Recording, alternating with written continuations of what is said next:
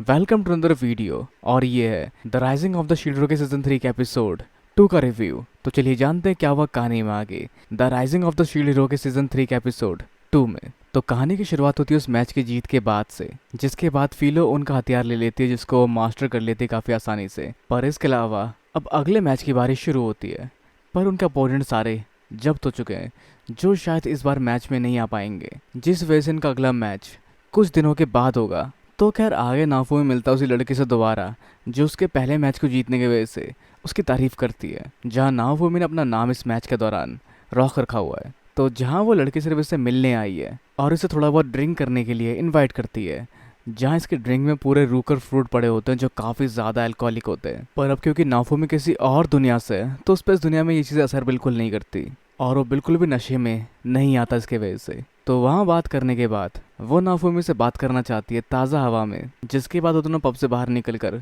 बात करते हुए आगे बढ़ रहे होते हैं, जहाँ वो बात करते हैं कि कैसे नाफूमी उस मैच को बाय डिफॉल्ट जीत गया बाकी टीम्स के जब्त होने के वजह से, जो कुछ इस तरह से काम करती है जैसा इनके साथ फिलहाल में होता है, जहाँ कुछ लोग आगे इनको घेर लेते हैं और दोनों को कहते हैं नादिया, रॉक वैली, मरो हमारी टीम के लिए। जहाँ नाफूमी को लग रहा था कि ये लोग इसके साथ हैं पर ये इसको भी मारने आए हैं। तो ये होता है जब्त होना, जहाँ पर दूसरी टीम आकर अपनी टीम के लिए असेसन करती है किसी और टीम को जो जीत सकती होती है, जहाँ दोनों मिलकर उन लोगों को हरा देते हैं, जहाँ पर हम देख पाते हैं इस लड़की को स्पेल इस्तेमाल करते हुए या दूसरी भाषा में विड्रॉल कर लेना, जहाँ बहुत सारी टीम इसलिए विड्रॉल कर लेते ताकि उन्हें रात में ऐसे अपने जान से हाथ ना धोना पड़े। जिस पर वो कहते हैं कि हाँ तुम्हारे दुश्मन किसी भी हद तक जा सकते हैं, जिस पर नाफूमी का रिप्लाई होता है कि बिल्कुल वैसे ही जैसे तुमने रुकर फ्रूट्स मेरे ड्रिंक में डाले थे। जिस बात को सुन के पता नहीं क्यों खुश होकर वो गले लग जाते हैं नाफूमी के, पर जिसको नाफूमी खुद से दूर झटक देता है। तो वो भी ये कहकर जाती है कि तुम उम्मीद करो कि तुम्हारा सामना मुझसे ना हो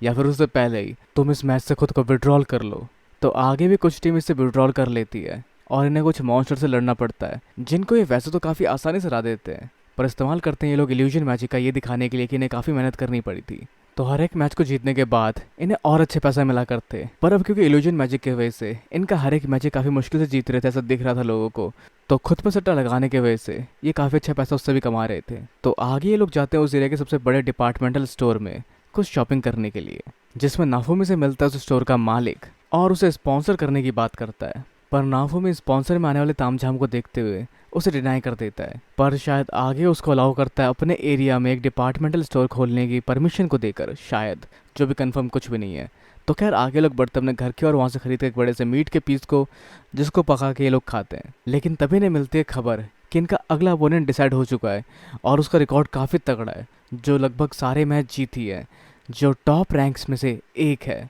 जिसका नाम है नाडिया। और वो लड़ाई के दौरान यूज़ करते एक बड़े से हारपून का और वो इस्तेमाल करती है लाइटनिंग मैजिक का, जिसके बारे में सुनकर रैप्टेलिया को किसी की याद आ जाती है, पर वो ज़्यादा कुछ खास डिस्कस नहीं करती।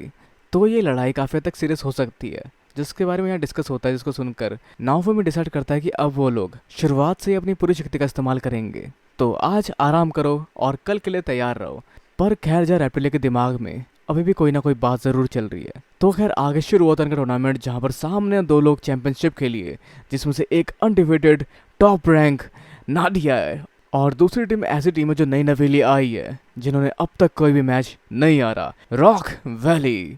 तो आगे वो लोग मिलते हैं नाडिया से, जहाँ वो वही लड़की होती है जो वार्न करती है उनको कि उसने कहा था पहले ने विड्रॉल करने के लिए, पर जिसमें नाफूमी कहता है कि मेरे खुद के कुछ रीज़न है, जिन रीज़नों को ये भली भांति जानती है, जो नाफूमी के ऊपर गिरने का नाटक करके बताती है उसको उसके रीज़न के बारे में, जो कुछ ऐसा है कि वो पैसा जमा कर रहा है ल्यूरोलोना विलेज के स्लेव्स को खरीदने के लिए, जो उसके नज़र में पैसा कमाने का बढ़िया तरीका हो सकता है, पर वो किसी भी ऐसे से बिल्कुल नहीं हारने वाली जो सिर्फ पैसा कमाना चाहता हो। तो खैर आगे जंग शुरू होती है, जहाँ पे वो इस्तेमाल करते हैं अपने थंडर लाइटनिंग स्पेल का, जिसका स्ट्राइक इनकी जान तक ले सकता है, पर जिसको शील्डर अपने शील्ड से रिपेल कर देता है, जो टकराता है ऊपर के छज्जे से और छज्जे में छेद हो जाता है, जिसके बाद उसकी तरफ बढ़ती फील हो, लेकिन जिसको हराने के लिए वो इस्तेमाल करती है लाइटनिंग स्पेल का खुद की स्पीड बढ़ाने के लिए, पर उसकी एजिलिटी को रोकने के लिए शील्डर इस्तेमाल करता है एयर स्ट्राइक शील्ड का, जिसके बाद फिलो उसकी तरफ बढ़ी रही होती है कि अगले ही पल स्टेडियम में पानी छोड़ दिया जाता है। तो कहीं ना कहीं ये स्पॉन्सर्स की चाल थी, पर खैर जो वो चाहते हैं उसे वो करना पड़ेगा और अपनी पूरी स्ट्रेंथ इस्तेमाल करनी पड़ेगी,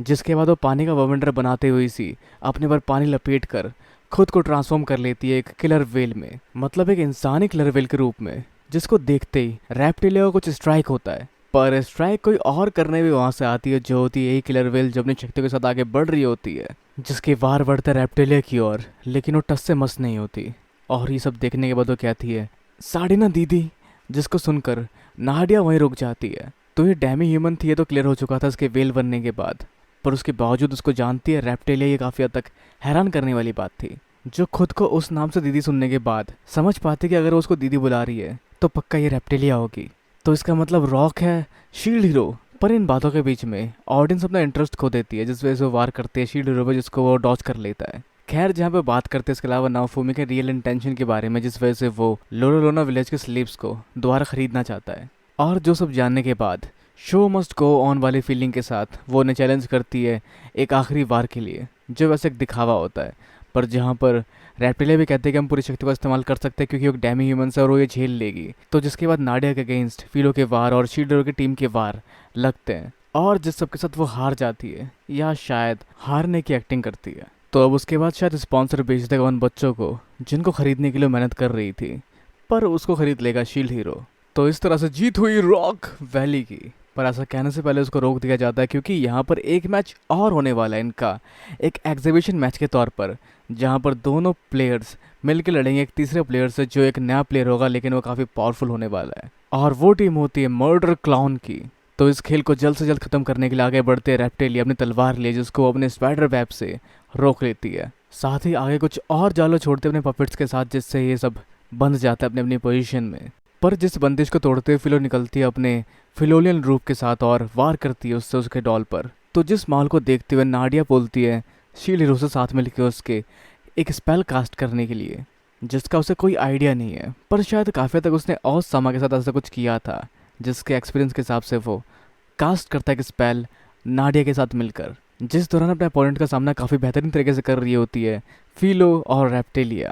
पर शायद आगे अगला वार रेप्टिलिया को हरा सकता था, पर तभी इनका स्पेल कंप्लीट होता है और ये तैयार होते हैं एम करने के लिए अपने स्पेल को लेकर, जो होता है descent of the thunder God, जिसको उन्हें अपने दुश्मन पे कास्ट नहीं करना, बजाय उसके उन्हें कास्ट करना उसको अपने साथी के ऊपर, जिससे उनके साथी को मिलेगी स्ट्रेंथ और सुपरसन ब्लू फॉर्म, मतलब ब्लू कलर से बना कोई पावरफुल ऑरा। तो जिसका इस्तेमाल संभाले करते हुए रेप्टिलिया उसके वारों से बचकर काफ़ी तेज़ी से, जहाँ उसके वारों तक पहुँच भी नहीं पाते, वो डोमिनेट करना शुरू कर देती है इसको, जिसके वारों से बचते हुए एक आखिरी वार ऊपर की तरफ से इसके ऊपर करती है, जिसके बाद उस जगह एक बड़ी सी तबाही होती है। पर जिस शरीर पर उनका वार लगा होता है वो शरीर वहाँ मौजूद नहीं होता, क्योंकि वो इस्तेमाल करते हैं वहाँ से शायद सब्स्टिट्यूट जुत्सु का, जिसको वो कहते हैं स्केप डॉल। जिसके बाद इन थ्रेड से बनकर उसकी बॉडी सामने आती है, जो उन चारों को कमज़ोर कहती है और कहती है तुम लोग मारे जाओगे,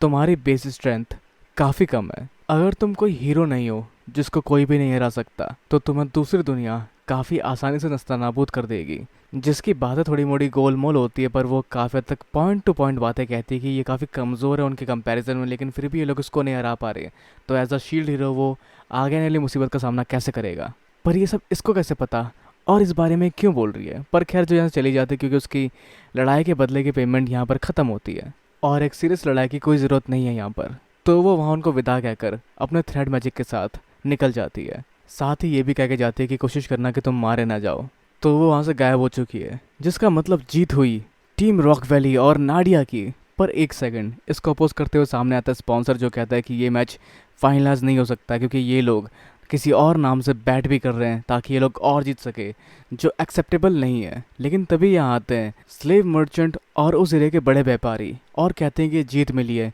शील्ड हीरो को, और ये जीत शील्ड हीरो की ही होगी, जिससे उन्हें जीतने के पैसे और बैटिंग के पैसे भी ज़रूर मिलेंगे। जहाँ शील्ड हीरो के बारे में सुनकर सबके बीच में चहलकदमी मच जाती है। और साथ ही व्यापारी बात करता नाडिया की जीत की और उस जीत के पैसों से खरीदे गए उसके स्लेव्स की भी। तो वैसे यहाँ स्लेव मर्चेंट तो आया, पर ये शख्स क्यों आया साथ में? तो उसका आने का रीज़न ये था कि ये पूरी बिल्डिंग भी वही ओन करता है। तो इस तरह से एट द एंड सब कुछ काफ़ी हद तक सही हो जाता है और रेप्टिलिया और साडिना का मेन मिलाप भी होता है, और शायद साडिना भी इनकी टीम ज्वाइन करती है। तो इस सब के अलावा हम आगे देख पाते उस बच्चे को, उस छोटे डैमी ह्यूमन को, जो जीतने के लिए हारता है, मतलब कुछ पैसे पाने के लिए अपनी जीत दांव पे लगाता है, जो कुछ दवाई और चीज़ें खरीद के झट से वहाँ से भाग कर जाता है और पहुँचता है शायद अपनी बीमार छोटी बहन या बड़ी बहन के पास, जो दोनों शायद स्लेव्स हैं जिनको बेचा जाना है या फिर ऐसा ही कुछ होने वाला है इनके साथ। जहाँ अगर हम बात करें एपिसोड के इंट्रो की, तो वहाँ इनको हम देख सकते हैं शील्ड हीरो के साथ, जो शायद इनको खरीद लेगा। पर वैसे जिस क्लॉन के साथ ये लोग लड़े थे,